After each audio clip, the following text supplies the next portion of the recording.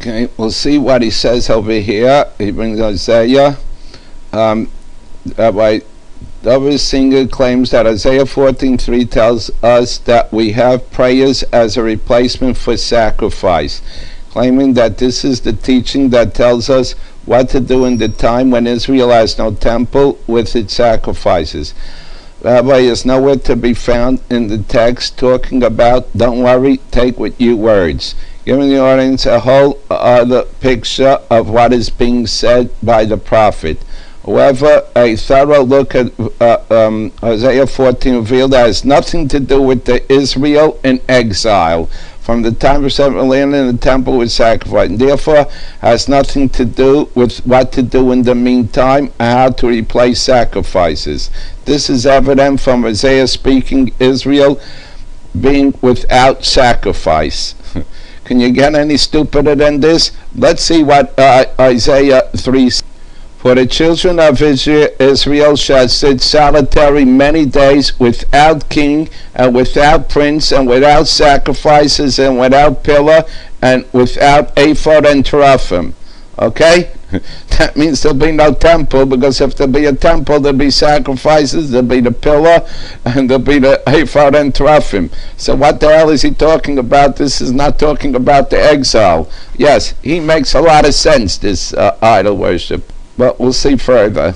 Afterwards shall the children of Israel return and seek the Lord their God and David their king, and shall come trembling unto the Lord and to his goodness in the end of days. He claims this is David is the Messiah. Okay? Now, they claim the J-Boy is greater than David, greater than Solomon, greater than everybody. So why doesn't it say, and seek the Lord their God and the J-Boy? Huh? The J-Boy, don't you say J-Boy is the king of kings, not a king. He's the king of kings. I hear every idol worshiper claim he's the king of kings, and he's greater than David. So shouldn't have God put him first, or even say, and the Lord their God and the Son of God, and their son? Didn't he have a baby? Didn't their God have a baby? The Son of God, yeah, he had a baby. No, a little tyke. Unbelievable, these idol worshippers. So again, we ask the Naki Boy, why does it say David, and why doesn't it say the J-Boy? They claim the God wrote this. Is the God trying to fool us? We shouldn't worship the J-Boy? Now he's contending with this verse. Samaria shall bear of her guilt, for she has rebelled against her God. They shall fall by the sword, the infant shall be dashed in pieces, and the woman with child shall be ripped up. Return, O Israel, unto the Lord thy God, for thou hast stumbled in thy iniquity. Take with thee words, and return unto the Lord. Say unto him, forgive all iniquity, and accept that which is good. So we will render for bullocks the offerings of our lips. So he contends with this verse. Let's see. Now he says it shouldn't be bulls, it should be, these are the fruit of our lips. Also use a reading which reads that the Christians, we will offer up the fruit of our lips. Now can I ask you what that means? We will offer up fruit of our lips instead of the empty reading. And of course, he claims that the Christian translator didn't like the verse and changed it. The NIV didn't change a thing, it just didn't follow the reading of the Hebrew text, but the LXX. Well, the true Bible was written in Hebrew, so what should we follow? The original, the Hebrew, or the translation? So they follow the translation because it suits them. Some lawyer changed the verse. How does he know that the Hebrew was changed? Idol worshippers. He claims here, second, more importantly, there are difficulties in translating Isaiah 14:2-3, since the Hebrew literally reads, forgive all iniquity and take good, and we will pay bulls for our lips.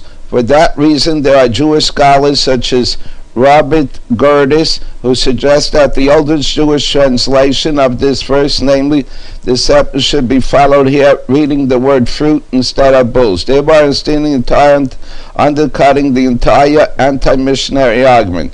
Not only so, but a careful reading of the Hebrew text, believing the words bull and there is nothing to do with offering sacrifices, since the Hebrew word shilam is never used in the entire Bible with reference to an animal sacrifice. Rather, it is most frequently used in the context of paying a vow, and it actually meaning, which is not disputed in Hebrew dictionary, are found to fulfill, complete, repay, consummate, as in the last year. When you make a vow to God, do not delay him, for he has no pleasure in fools. Fulfill your vow. Therefore, the meaning of the phrase is, we will pay vows of our lips to God, as opposed to, we will replace animal sacrifices with offerings of our lips. So this is how they claim it should go. Take with you your words and retain unto the Lord. Say unto him, forgive all iniquity and accept that which is good. So we will repay our vows with our lips. I don't know what this how this helps the verse over here. Okay, but we got to listen to the idol worshippers. They know better. And it says, all this should give us a pause for thought, since it would be highly unlikely, to put it mildly, that the Lord would hang a major life-critical Torah revising revelation on just one verse, especially when that verse in the original Hebrew is somewhat obscure grammatically and clearly does not mean what the anti-missionaries claim it means. Yet they have millions of Torah revising revelations based on one verse, the virgin birth, God dying for your sins. All this is all based on one verse, okay? And there's no forgiveness of sin without sacrifice, without blood, all based on one verse. But it's okay for them to have Torah revising revelations and worshiping a man also. A man God is also based on one verse. But it's okay for them to have Torah revising revelations on just one verse. And here, unbelievable what he says. The meaning is, and we will pay the fruit of our lips, which is a complete and grammatical correct sentence. And the meaning of the phrase is obvious, only to him.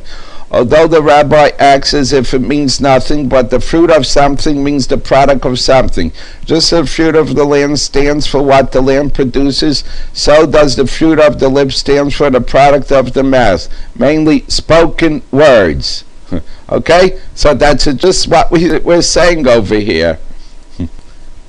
And he's agreeing exactly what we say. Return, O Israel, to the Lord thy God. Thou hast stumbled in thine take with you words and return unto the Lord. So with words and without sacrifice, you can return to the Lord's. By him saying off fruits, he just said the same thing over here.